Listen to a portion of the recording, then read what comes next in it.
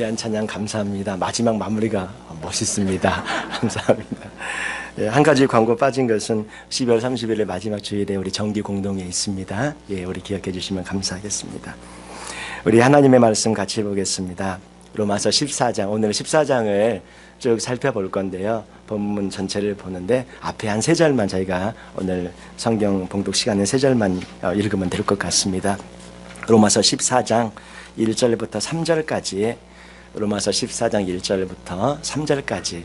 예, 우리 앞에 이렇게 파워포인트 앞에 저기 나와 있으니까요. 주보도 보셔도 좋겠고, 또 가지고 계신 성경 있으시면 늘 갖고 다니시면 좋습니다. 자기의 성경을 갖고 다니시면 메모를 할 수 있기 때문에 늘 메모하시고 또 공부하시고 기억하시면 좋으니까 성경을 갖고 다니시면 좋겠고요. 우리 1절부터 3절까지 한 목소리로 한번 같이 읽겠습니다.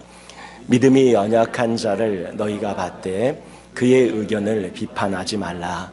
어떤 사람은 모든 것을 먹을 만한 믿음이 있고 믿음이 연약한 자는 채소만 먹느니라. 먹는 자는 먹지 않는 자를 업신여기지 말고 먹지 않는 자는 먹는 자를 비판하지 말라. 이는 하나님이 그를 받으셨음이라. 아멘. 비판하지 말라. 이게 오늘 14장 전체의 핵심 주제입니다. 1절에 그렇게 말씀하죠. 믿음이 연약한 자를 너희가 받되 그의 의견을 비판하지 말라. 그래서 어떤 사람은 모든 것을 먹을 만한 믿음이 있고, 그러니까 한마디로 믿음이 좀 강한 사람이 있고 믿음이 연약한 자, 믿음이 연약한 사람이 있다, 이렇게 말합니다. 모든 것을 먹을 만한 믿음이 있는 사람들은 단단한 식물을 막 먹을 수 있는 그런 사람이겠죠. 연약한 자는 채소만 먹기에 간단한 그런 채소만 먹을 수 있는 그런 사람이겠죠. 그래서 믿음이 교회 안에는 강한 사람도 있고 약한 사람도 있고 중간인 사람도 있고 아주 최절정에 아주 탁월한 믿음을 가지신 분도 있고 이제 막 번호기에 나신 그런 분도 있고 여러 그런 믿음의 다양한 분들이 교회에는 한꺼번에 다 모여 있습니다. 그래서 오늘 말씀의 핵심은 무엇이냐면 그 모든 사람들 다 어떻게 해요? 주님이 다 받아주셨다는 거죠. 예수님께서 다 받아주셔서 예수님이 다 품어주셔서 저희가 오늘 예배에 와서 같이 교회 안에 공동체로 되어져 있기 때문에 다 받아주고 비판하고 판단하고 정죄하지 말라는 그 주님의 말씀입니다. 오늘 이 말씀을 조금 자세히 저희가 들어가서 보기를 원하는 건데, 두 가지 먼저 1절부터 3절까지는 먹는 것에 대한 말씀을 하고 있어요. 이 먹는 것에 대한 것은 이제 고린도서에서도 말씀하고 있는데 우상의 제물을 지금 말하는 것으로 추정이 되어집니다.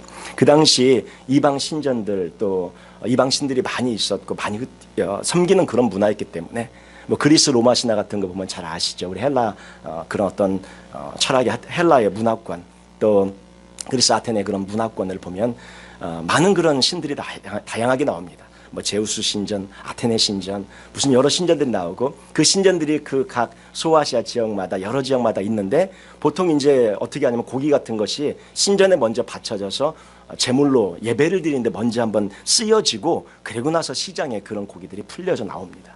그러니까 그런 어떤 고기들을 시장에서 산다 그럴 때 이 고기들을 보면 다 우상에 한번 바쳐진 제물로 나온 그런 것들이 대부분이었다는 것이죠. 그래서 이 고기를 먹어도 되느냐, 이 먹을 만한 이 저거에 대한 부분은 고기를 먹어도 되느냐 안 되느냐 이제 그런 문제예요. 그 고기가 대부분 우상에게 바쳐진 그러한 제물이기 때문에 고기를 먹는다는 것은 율법을 어떻게 좀 어기는 그런 듯한 그런 상황이 되는 거죠. 하나님의 뜻을 어긴 듯한 그런 상황이 되어진다고 생각하는 그런 사람들이 있고, 그래서 안 먹는 것이 좋다고 생각하는 사람들이 있었고, 이미 우리는 예수님 안에서 우리가 자유함을 얻었고 하나님의 자녀가 되었으니까 모든 것을 우리가 믿음으로 받으면 괜찮다. 우상이 무슨 힘이 있고 능력이 있냐. 하나님이 살아계시고 아무것도 아닌데 먹어도 괜찮다. 이렇게 생각하는 사람들이 있었다는 것입니다. 누가 연약한 사람입니까? 연약한 사람은 두려움이 있는 사람. 그 고기를 먹지 못하는 사람이 연약한 사람이고, 누가 강한 사람입니까? 강한 사람은 우상에게 바쳐진 재물이라도 먹어도 상관없다. 내 믿음으로 주님을 믿으며 먹을 수 있다. 이렇게 말하는 사람이 강한 사람이죠. 근데 이제 날에 대한 문제들이 또 나옵니다. 5절부터 뒤로 우리 좀 보시면 5절부터 6절 말씀 보시면 어떤 사람은 같이 한번 읽을까요? 5절 6절. 어떤 사람은 이 날을 저 날보다 낮게 여기고 어떤 사람은 모든 날을 같게 여기나니 각각 자기 마음으로 확정할지니라. 나를 중히 여기는 자도 주를 위하여 중히 여기고 먹는 자도 주를 위하여 먹으니 이는 하나님께 감사하며 먹지 않는 자도 주를 위하여 먹지 아니하며 하나님께 감사하느니라. 예, 여기 보면 이제 5절 6절 앞부분까지 날에 대한 말씀이 나와요. 이게 이제 안식일에 대한 말씀, 무슨 절기에 대한 그런 말씀이죠. 안식일에 예배를 드려야 되느냐, 주일에 예배를 드려야 되느냐, 구약의 절기를 지켜야 하느냐, 이제 예수 믿고 나서는 지키지 않아도 되느냐, 그런 문제들인 것이죠. 그래서 누가 연약한 사람인가? 연약한 사람이 지금 말씀에서 맥락에서 추구하고 있는 것은 무엇이냐면 모든 날을 다 구약에 있는 그대로 지켜야 된다. 이렇게 그래야 우리가 믿음 생활을 제대로 하고 있는 거다 말하고 있는 것이 연약한 사람이고, 강한 사람은 어떤 것입니까? 모든 날을 갖게 여긴다. 이 말은 주일만 거룩한 날이 아니라 나머지 월요일부터 토요일까지 모든 날이 거룩한 날이기 때문에 매일의 삶 가운데서 주님 앞에 예배하고 매일의 삶을 통해서 영적인 살아있는 그런 제사 예배를 드리는 사람, 바로 어떤 날만 소중한 날이 따로 있는 것이 아니라 주님이 우리에게 주신 모든 날이 소중하고 귀한 날이다. 그 하루하루가 주님이 주신 그러한 특별한 날처럼 우리가 소명과 사명의 삶을 살아야 한다. 이렇게 얘기하는 것이 이제 믿음이 강한 그런 사람들이 되는 것이죠. 자, 그런데 양쪽 다 어떻게 해요? 다 귀한 마음이라는 거죠. 양쪽 다 믿음으로, 자기가 현재 가지고 있는 믿음으로 주님 앞에 나오는 그러한 귀한 마음, 아름답고 예쁜 마음이라는 거예요. 예. 날짜를 지키자고 하는 사람도 잘 믿자고 하고 있는 거고, 지금 그런 것에 신경 쓸 필요 없다, 모든 날을 똑같이 이렇게 해야 된다 하는 사람도 더 주님을 잘 믿자고 하고 있는 것이니 서로가 서로를 비판할 필요가 없다는 것입니다. 교회 안에서는 우리 여러 성도님들이 있습니다. 믿음에 정말 최절정에 계신 분도 있고, 이제 막 본어기 나신 분도 있고, 좀 믿음에 강한 편에 속한 분들이 있고, 약한 편에 속한 분들이 있습니다. 그러다 보면 다 주님을 잘 믿자고 신실하게 주님 살아가는 삶을 살아가게 되는데 의견들은 정말로 다양하게 펼쳐집니다. 예. 우리 성도님들, 여기 계신 그 성도님들 숫자만큼 의견이 다양하죠. 예. 그래서 교회 안에서 여러 성도님들이 있다 보니까 정치에 대한 의견들이 다 다를 수 있고, 또 사회 문제에 대한 의견들이 다를 수 있고, 교회 현안에 대한 의견들이 정말 다양하게 다를 수 있습니다. 하나님을 정말 잘 믿으시는데 의견들은 막상 깊이 들어가면 다 조금씩 달라요. 예, 의견이 다양합니다. 그걸 가지고 옳다 그르다 할 수 있는 것이 아니죠. 다양한 의견들, 지금 하나님께서 하신 말씀은 주님께서 이미 받으셨고 우리를 다 용납해 주시잖아요. 예, 그것처럼 우리 모두도 받으며 용납하라는 그런 말씀입니다. 의견은 얼마든지 다를 수 있어요. 그 마음이 주님을 위해 살고 죽어도 주님을 위해 죽는 사람이라면 비판하지 말고 그대로 받으라고 말씀하고 있는 것입니다. 오늘 이 말씀을 저희가 조금 더 구체적으로 이제 또 들어가길 원합니다. 신자가, 우리 모든 믿는 사람들이 고려해야 될 그런 세 가지 원리는, 첫 번째는 개인의 자유의 원리, 두 번째는 이웃에 대한 그런 원리, 세 번째는 하나님의 영광을 위하여 살아가는 그런 세 가지 원리가 14장에 등장하고 있는데, 개인의 자유에 대한 원리를 조금 우리가 지금 말씀을 통해 보았지만 조금 더 자세하게 보기를 원합니다. 1절부터 다시 3절까지 말씀을 다시 한번 보시면, 믿음이 연약한 자를 너희가 받되 그의 의견을 비판하지 말라. 이게 처음에 딱 등장하면서 이 전체를 결론지어서 말씀해주고 있어요. 다른 신자들을 판단하지 말고 비판하지 말라는 거예요. 하나님이 나를 받으신 것처럼, 예, 우리를 하나님이 어떻게 받으세요? 믿음 최고 좋을 때만 받아주시고 믿음 나쁠 때는 넌 저리 가, 나라고 떨어져, 예수님이 막 이렇게 배척하십니까? 그러지 않잖아요. 우리의 믿음이 최절정에 있을 때건, 우리의 믿음이 연약하게 쓰러져 지금 실패하고 좌절과 절망 가운데 있을 때건, 주님은 언제나, 주님하고 우리가 기도만 하면 어떻게 해요? 주님은 언제나 그래야 안다, 내가 안다, 언제나 품어주시잖아요. 언제나 받아주시잖아요. 그와 마찬가지로 하나님이 우리를 받아주시는 것처럼, 예수님이 우리를 받아주시는 것처럼 이미 우리 모든 성도들은 주님이 다 받으시는 그런 귀한 분들이기 때문에 비판하고 판단하고 정죄하지 말라는 뜻입니다. 우리는 다른 옆에 있는 신자들과 믿음의 크기가 다 다릅니다. 한 사람은 강하고 한 사람은 약합니다. 그러나 그 믿음의 크기와 상관없이 똑같이 하나님의 자녀인 줄로 믿습니다. 하나님이 다 받아주시는 거예요. 로마서 8장 31절, 32절, 34절 보면, 그런즉 이 일에 대하여 우리가 무슨 말하리요? 만일 하나님이 우리를 위하시면 누가 우리를 대적하리요? 자기 아들을 아끼지 아니하시고 우리 모든 사람을 위하여 내어주시니가 어찌 그 아들과 함께 모든 것을 우리에게 주시지 아니하겠느냐? 누가 정죄하리요? 죽으실 뿐 아니라 다시 살아나신 이는 그리스도 예수시니 그는 하나님 우편에 계신 자요 우리를 위하여 간구하시는 자시니라. 누가 정죄하리요? 개인적인 그런 차이나 믿음의 차이에 상관없이 우리들은 예수님 안에 있고 한 형제와 한 자매라는 것이죠. 예수님은 모든 신자들을 정죄로부터 구속하셨고 우리는 정죄로부터 자유함을 입은 사람들이라는 것입니다. 그러므로 신자가 다른 신자를 정죄하는 것은 슬픈 일이 아닐 수 없다는 것이죠. 죄가 있는데도 용서하라는 그런 말씀은 아니죠. 이 말씀을 잘못 오해하시면 안 되는데, 죄가 있다면 어떻게 해요? 회개하고 돌아와야 하는 것이죠. 그런데 그런 특별한 죄가 아니라 내 마음에 안 드는 것을 가지고 비판이나 험담이나 판단을 하지 말라고 주님께서 말씀하고 있습니다. 우리가 마음에 안 드는 거, 그런 것들을 생각하면 얼마나 많이 있습니까? 이따가 적용 부분에서 좀 말씀을 나누기를 원하는데, 부부 사이에 다 마음에 드십니까?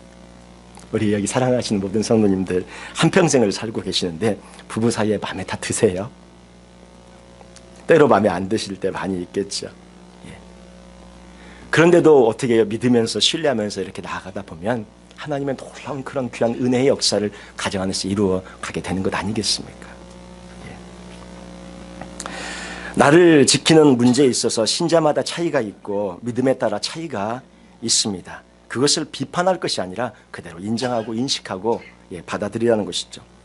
로마서 14장 5절 6절 말씀 보시면, 이제 말씀 우리 5절 6절 보시면, 어떤 사람은 이 날을 저 날보다 낮게 여기고 어떤 사람은 모든 날을 같게 여기나니 각각 자기 마음으로 확정할지니라.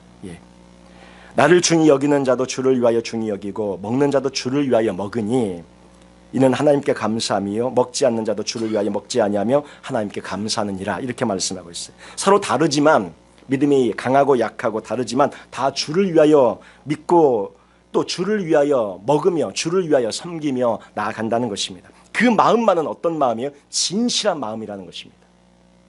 믿음이 연약하다고 해서 그 믿음이 연약하다고 해서 그 마음이 진실되지 않고 잘못된 것이 아니라 그 마음만큼은 진실한 마음이라는 거예요. 주님을 사랑하는 진실한 마음으로, 자기 믿음이 아직 연약하니까 거기밖에 생각을 못하고 있는 것인데 그 마음이 잘못된 것이 아니라 진실한 마음이고 주님을 사랑하는 마음으로 행하고 있기 때문에 비판하고 판단하지 말라는 것입니다. 7절 8절 말씀 보시면, 우리 7절 8절 말씀 좀 비춰주시면 감사하겠습니다. 우리 7절 8절 말씀 보시면 한 목소리 한번 같이 읽겠습니다. 우리 중에 누구든지 자기를 위하여 사는 자가 없고 자기를 위하여 죽는 자가 없도다. 우리가 살아도 주를 위하여 살고 죽어도 주를 위하여 죽나니 그러므로 우리가 사나 죽으나 우리가 주의 것이로다. 그러므로 사나 죽으나 우리가 주의 것이로다. 자, 이 부분에 있는 말씀이 믿음이 연약한 자건 믿음이 강한 자건 상관없이 우리 모두의 고백이라는 거예요. 믿음이 약한 자는 나는 내 마음대로 삽니다 이렇게 고백하지 않는다는, 믿음이 약해도 제가 살아도 주님을 위해 살고 싶고 죽어도 주님을 위해 죽고 싶습니다. 믿음이 강한 자도 똑같이 저는 살아도 주님을 위해 살고 싶고 죽어도 주님을 위해 죽고 싶습니다 이렇게 고백한다는 것이죠. 다 누구를 위해서? 예수 그리스도를 위해서 살기를 다짐하며 고백하는 똑같은 그런 고백을 하고 있는 귀한 성도님이라는 것입니다. 그렇기 때문에 비판하고 판단하고 정죄하지 말라는 거예요. 사나 죽으나 주님의 것이다. 우리 모두 예수님을 위해 지금 살고 계신 줄로 믿습니다. 이것이 진실이고 이것이 우리의 진짜 마음이기 때문에 비판하고 판단하고 정죄하지 말라고 말씀하고 있는 것이죠. 두 번째, 우리의 이웃의 그 유익을 위한 그런 원리들을 저희가 생각해 보면, 이제 로마서 14장 13절로 한번 가서 보시죠. 13절 우리 한번 보도록 하겠습니다. 13절 보시면 한 목소리로 같이 한번 읽겠습니다. 그런즉 우리가 다시는 서로 비판하지 말고 도리어 부딪힐 것이나 거칠 것을 형제 앞에 두지 아니하도록 주의하라. 자, 이게 이제 아까는 우리 개인에게 주님께서 말씀하고 있는, 개인에게는 주님께 당부하고 계신 건 뭐냐? 믿음이 약한 자도 있고 강한 자도 있다. 어떻게 해요? 그 모든 다 주님을 위해 살려고 몸부림치고 애쓰고 있는 진실한 그리스도인들이다. 다만 믿음이 약할 수 있고 강할 수 있다. 그렇기 때문에 어떻게 하라고 말씀하고 있는 거예요? 한 사람 한 사람에게 주님이 주신 권면은 비판하고 판단하고 정죄하지 말라는 것입니다. 그런데 이제 이것이 개인의 믿음이 여러 사람들과 함께 공동체에 있다 보니까 믿음이 이제 서로 드러나면서 부딪히게 될 때가 있어요. 자, 그때 어떻게 해야 되냐 주님께서 말씀하고 있는 것에, 우리는 내 개인의 팔을 내 마음대로 할 수 있는 자유가 있습니다. 우리가 이렇게 기지개도 펴올 수 있고 이렇게 할 수 있는 자유가 있어. 그런데 이 팔로 내가 내 맘대로 움직이니까 내 맘대로 움직이다가 옆에 있는 사람을 이렇게 잘못해서 툭 건드리거나 툭 쳤어요. 그리고 잘못해가지고 뭐가 안경이 부러졌다거나 뭐가 문제가 생겼어요. 그러면 내 자유로 내 맘대로 했는데 그렇게 해도 되는 것입니까? 안 되는 것입니까? 예, 그러면 안 되는 거예요. 그러면 내 개인의 자유는 더 이상 내 맘대로 자유를 부리면 안 되는 거예요. 자유가 끝이 나는, 그러면 거기가 끝자리예요.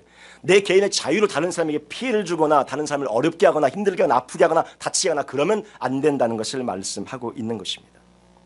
우리가 많은 문제에 있어서 개인적인 자유로 얼마든지 선택하고 결정해서 행동할 수 있으나 나의 자유가 연약한 자를 걸려 넘어지게 해서는 안 된다는 말씀입니다. 자유가 이제 제약을 받아요. 자유가 제약을 받습니다. 우리가 어디를 가든 어떤 행동을 하든 어떤 습관이 있든지 간에 개인으로는 상관이 없겠지만 그 행동이 다른 사람들에게 보여지고 드러나고 어떤 영향을 미치게 될 때는 항상 고려해서 거기에 제한을 받아야 된다고 말씀하고 있는 것입니다. 심지어 우리가 옳은 일을 행하고 있을 때라도 다른 사람이 오해한다면 그 일을 계속 행하는 것 자체가 주님 보시기에 아름답지 않을 수 있다는 것입니다. 자, 16절 한번 보시죠. 자, 16절 우리 한번 보세요. 같이 한번 읽겠습니다. 그러므로 너희의 선한 것이 비방을 받지 않게 하라. 우리가 선한 것으로 행동합니다. 옳습니다. 우리가 말하는 것이 옳습니다. 행동이 옳습니다. 정말로 옳은 것이다. 그런데 그 선한 것, 옳은 것이 다른 사람이 비방하는 그런 것이 된다면 멈추라는 거예요. 우리 옳은 일을 하십니다. 선한 일을 하십니다. 주님을 위해 애쓰십니다. 그런데 주님을 위해 모든 것을 다해서 나아가십니다. 그런데 그것이 우리의 선한 것이 비방을 현재 받고 있고 문제가 되어지고 다른 사람이 오해하고 있다면 그 일을 계속 행하는 것이 아름답지 않은 것이 될 수 있다는 것입니다. 어떻게 해야 됩니까? 일단 멈추고 오해를 풀고 그렇게 해 나가야 한다고 말씀하고 있는 거예요. 나는 선한 마음인데 그것이 비방을 받는다면 한번 멈추고 생각하시는 우리 모두가 되시기를 바랍니다.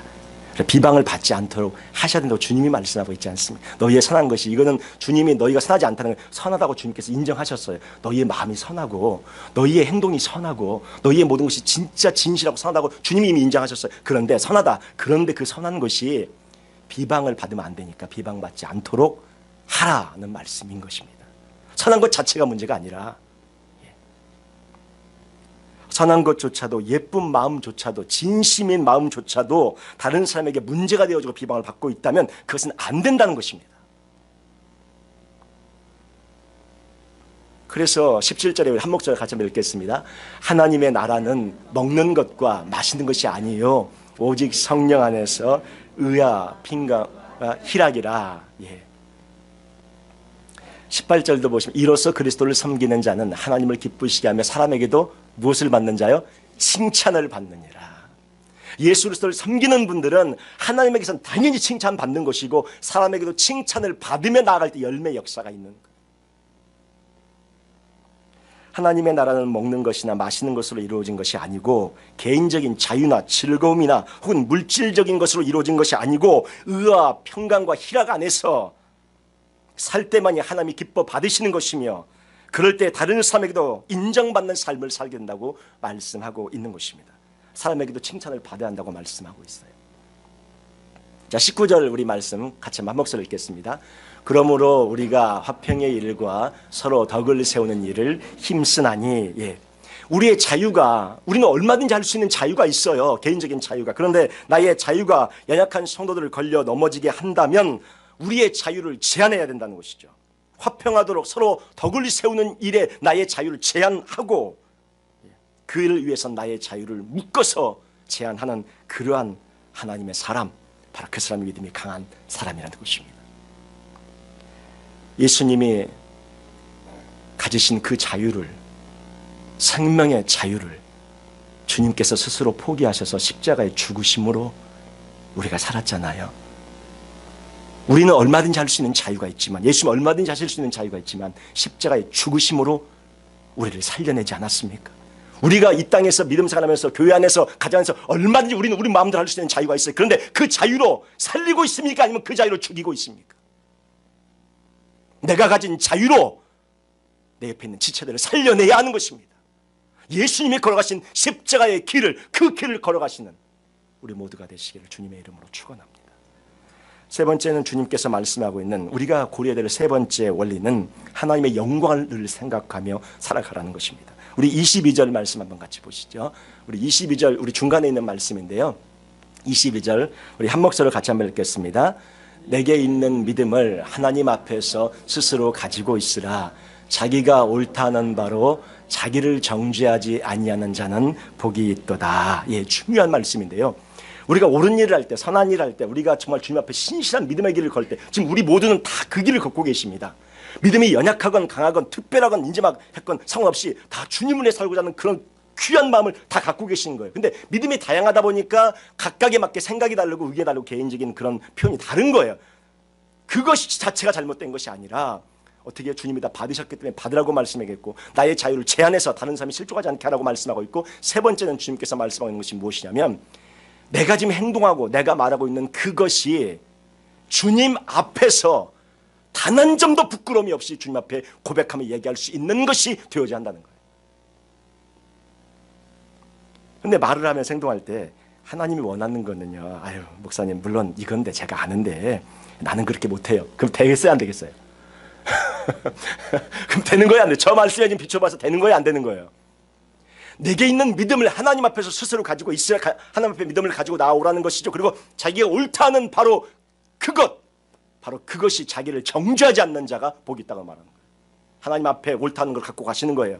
하나님이 원하시는 거는 이건지 내가 아는데 나는 그렇게 못해. 그럼 지금 옳다 지금 되는 거야 안 되는 거예요? 스스로가 스스로를 정죄하는 것이면 하나님 앞에 지금 정죄받고 있는 거 이미. 그건 옳은 것이 아니라는 거예요. 이러면 안 되는 것은 내가 아는데 내가 믿음이 이러면 안 되는 것은 내가 아는데 난 그렇게 못하겠어. 그럼 되는 거예요 안 되는 거예요? 안 된다는 거예요. 벌써 자기가 하나님 앞에서 정죄받고 있는 거예요. 내가 생각하는 것, 내가 말하는 것, 내가 행동하는 모든 것이 자기가 옳다는 바로 그것이 자기를 정죄하지 않는 자가 진정으로 하나님 앞에 살아간다는 것입니다.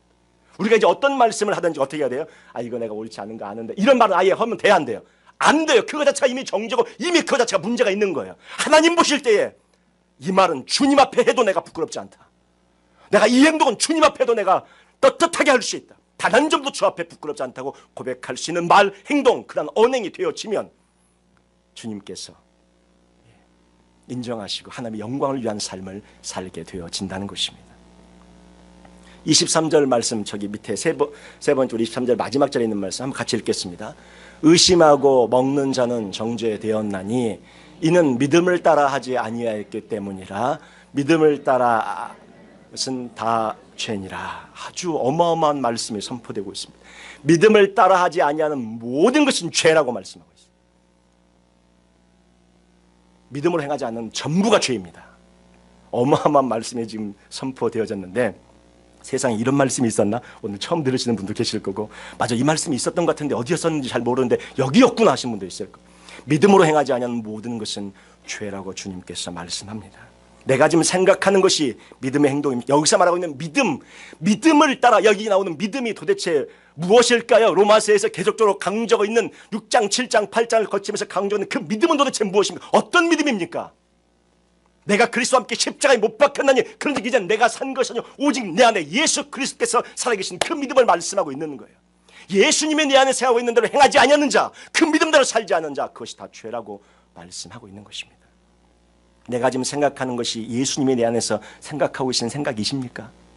그렇지 않으면 다 죄라는 것입니다. 내가 지금 행동하는 것이 예수님이 내 안에서 행동하는 그 믿음의 행동입니까? 그렇지 않으면 다 죄라는 것입니다. 내가 지금 주님 앞에서 예수님과 함께 있기 때문에 단 한 점도 부끄러움이 없이 행할 수 있는 것, 바로 그 주님이 행하시는, 주님이 행해도 괜찮은 것, 주님이 말해도 괜찮은 것, 그것이 나의 입으로부터 쏟아져 나오고 주님이 움직여도 괜찮은 그 행동이 나의 몸으로부터 쏟아져 나올 때 그것은 단 한 번도 부끄러움이 없는 행동이 될 것이고 바로 믿음으로 행하는 삶이 될 것입니다. 그렇지 않은 모든 것은 죄라는 것입니다. 고린도전서 10장 31절에 그런즉 너희가 먹든지 마시든지 어떻게 무엇을 하든지 다 하나님의 영광을 위하여 하라. 예, 권사님 감사합니다. 무엇을 하든지 먹든지 마시든지 다 하나님의 영광을 위해서 살아가라고, 믿음으로 행하는 삶으로 살아가라고 말씀합니다. 내가 지금 생각했던 거, 행동했던 거, 고백했던 거, 이거 하나님 앞에 가서 말할 수 없고 행동할 수 없다면 결코 하지 마시기 바랍니다. 모든 것은 믿음의 행동이어야 하고 모든 것은 하나님의 영광을 위한 것이어야 합니다. 이 점에서 단 한 점이라도 먼지만큼이라도 부끄럽고 아닌 것이 있다면 그것은 죄입니다. 멈추셔야 합니다. 비판하고 판단하는 것을 주님 앞에 가서 하실 수 있어요? 예수님, 저 집사님 너무 마음에 안 들어. 예수님 일로 와봐요. 자, 우리가 한번 예수님 전화 좀 받으세요. 예수님 전화 좀 받으세요. 나 저 집사님 너무 마음에 안 들어. 예수님, 이럴 수가. 우리 예수님께 하실 수 있어요, 없어요? 없어요. 예수님은 어떻게 그 영혼을 너무나 사랑하고 계시기 때문에 그 영혼을 위해 지금 주님은 피눈물을 흘리고 있는데 우리가 예수님 일로 와봐. 예수님 일로 와봐요. 예수님 같이 커피나 한잔해요. 예수님, 이거 진짜 이렇게 할 수 있는 거예요? 안 된다는 거지. 주님 앞에 할 수 없는 것이라면 해서는 안 되는 것입니다. 주님이 거기서 같이 맞장구를 쳐주실 수 있는 그런 것이 아니라면 우리가 해서는 안 된다는 것이죠. 내가 주님 위한다고 하시면서 그 하는 행동이 하나님이 원하시는 것은 물론 이건데 내가 그건 아는데 난 그렇게 못하고 난 이렇게 할게요. 이렇게 하면 주님이 기뻐하시겠습니까? 주님이 원하시는 것은 비판하지 말고 어떻게 해요?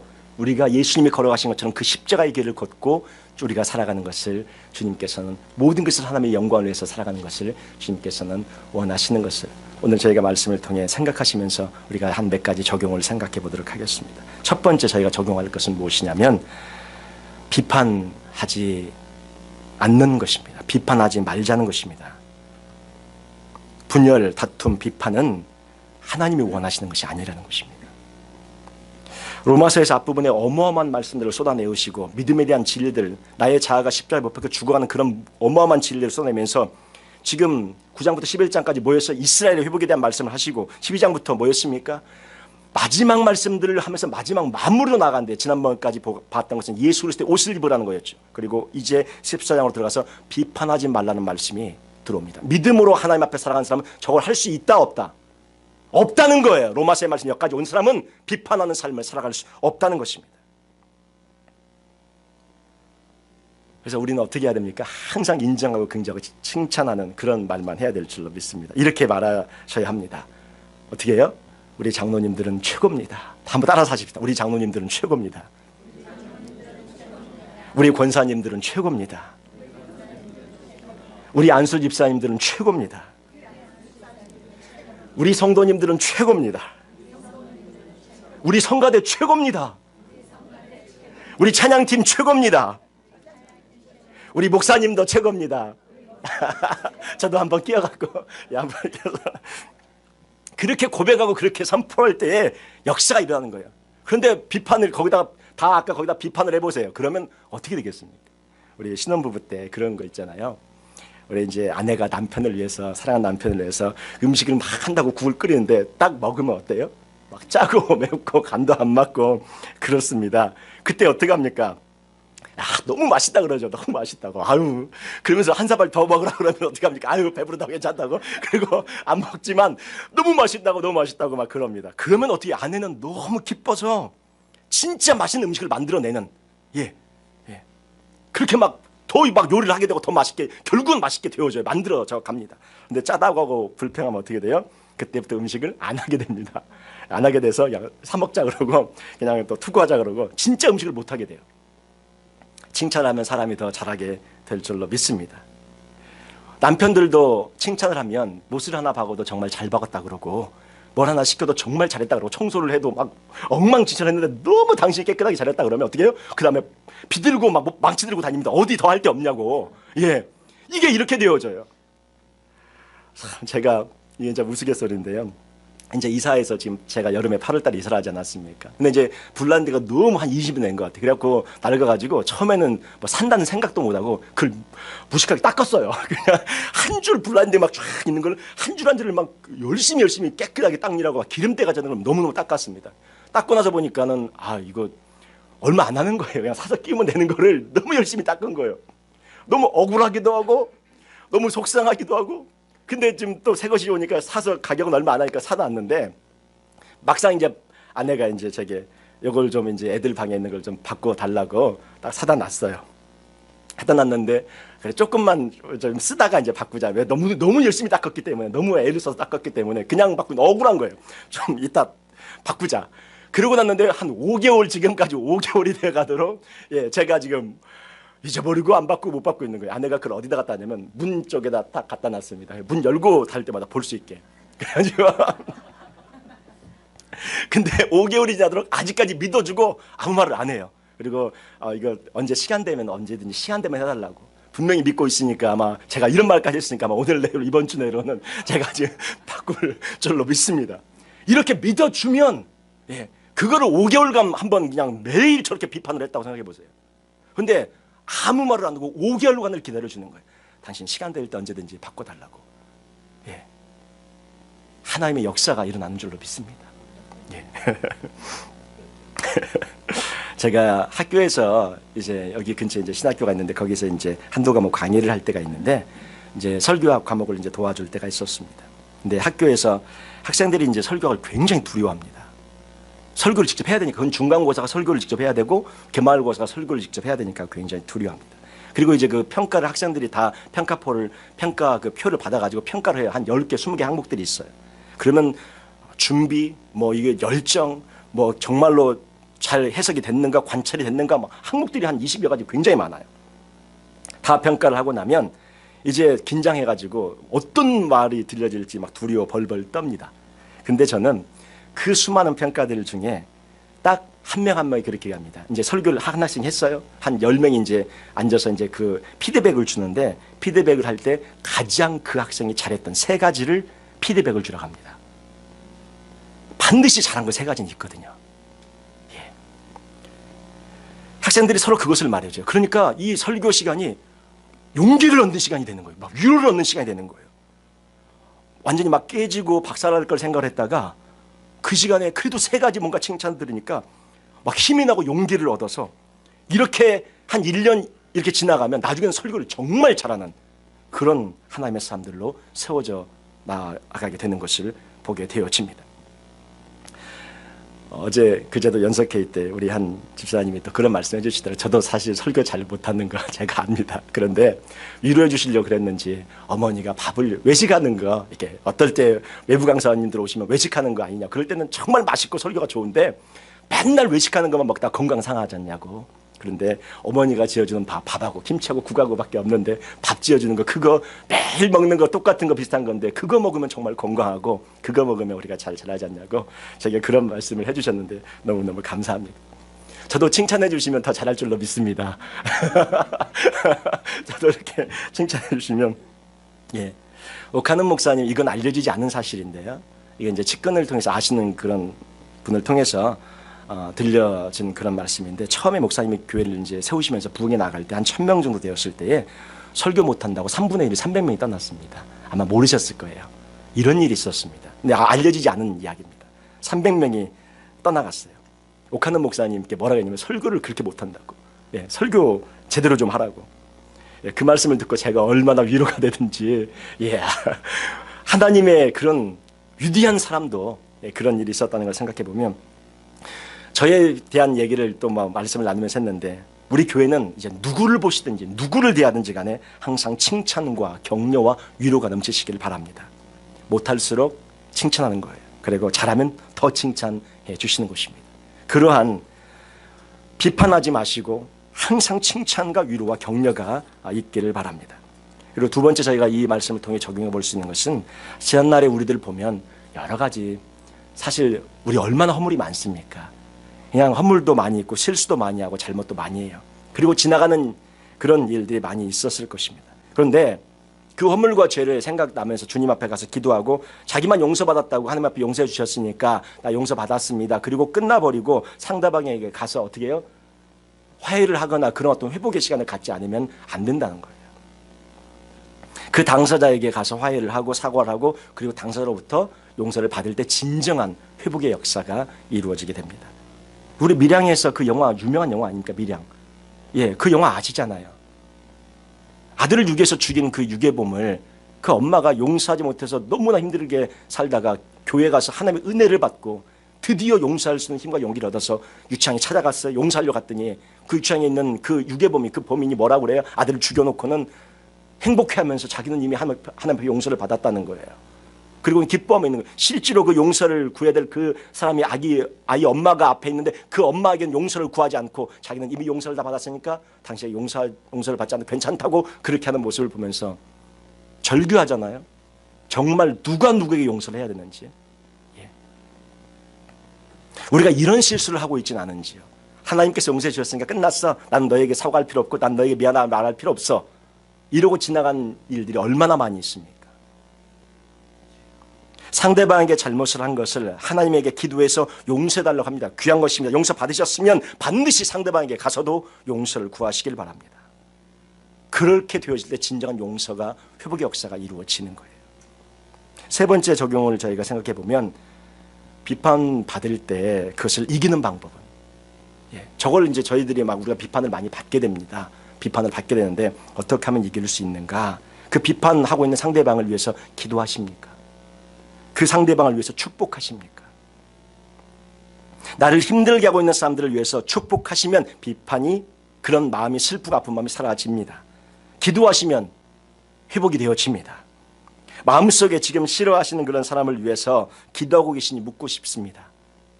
그것이 가족일 수도 있고요, 자녀일 수도 있고, 부모님일 수도 있고, 형제들일 수도 있습니다. 그리고 우리 직장에 속한 사람일 수도 있고, 내 옆집의 이웃이 굉장히 힘들게 할 수도 있고요, 우리 교우 간에 그런 사람이 있을 수도 있습니다. 그 사람을 위해서 축복하고 계십니까? 기도하고 계십니까? 기도하지 않고 축복하고 있지 않다면 사단에게 지고 있는 것입니다. 기도하면, 축복하면 진정으로 용서할 수 있는 마음이 생기고, 축복하면 나의 마음속에 모든 앙금이 사라져서 그 영혼을 진정으로 주의 마음으로 품을 수 있는 우리 모두가 될 줄로 믿습니다. 미움과 원망이 사라져요. 그러면 승리하게 되는 것입니다. 그리고 마지막 적용, 이 말씀만 하고 말씀을 맺겠습니다. 예수님께는 어떻게 해요? 다 귀한 자녀입니다. 예수님께는 다 귀한 자녀예요. 다 주님의 위대한 사람들입니다. 아름답게 지어져 가고 있는 그런 귀한 존재들입니다. 어머니 아버지가 자녀를 바라볼 때 지금 공부 못하고 지금 못할 수 있지만 어떤 마음으로 바라봅니까? 언젠가는 하나님 앞에 위대하게 쓰임받겠지. 언젠가는 저 아들이, 언젠가는 저 딸이 이 기도대로 이루어지는 그런 역사를 경험하며 체험하겠지. 부모의 마음 아닙니까? 예수님의 마음이, 우리를 바라보고 있는 마음이 그런 똑같은 마음으로 바라보고 있는 줄로 믿습니다. 예수님께는 다 위대한 자녀들이에요. 다 소망의 자녀들이에요. 에베소서 2장 21절에 그의 안에서 건물마다 서로 연결하여 주 안에서 성전이 되어가고 너희도 성령 안에서 하나님이 거하실 처소가 되기 위하여 그리스도 예수 안에서 함께 지어져 가느니라. 완성된 게 아니에요. 아직 완성된 게 지어져 가고 있어요. 뼈대만 있을 수도 있고, 지하만 땅만 파다가 그냥 왕성하게 보여질 수 있고, 건물 올라갔는데 유리창 지금 붙이고 있을 수 있고, 황량할 수 있습니다. 그런데 완성된 것이 아직 아니라는 것입니다. 지어져 가고 있는 아름다운, 그런 주님이 짓고 계신 위대하고 아름다운 예쁜 건물이 그 사람을 통해서 빚어지고 지어질 거예요. 주님이 우리를 바라보시는 것처럼 그렇게 우리가 바라보며 기다리며 인내하며 용납하며 그렇게 나아가는 저희 모두가 되어야 할 줄로 믿습니다.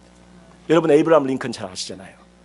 얼마나 많이 무슨 선거에 나가면 떨어지고, 뭐 나가면 떨어지고, 뭐 나가면 떨어지고, 얼마나 많이 떨어졌습니까?